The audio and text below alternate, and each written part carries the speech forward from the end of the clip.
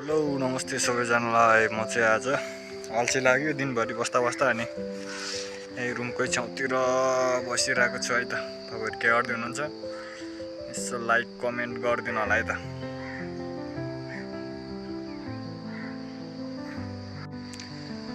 फुल फुलेर पयालै भयो आदि जोवन मायालाई खै के भन्थ्यो आएन गीत नै। यति राम्रो फुल कसलाई दिने हो भने त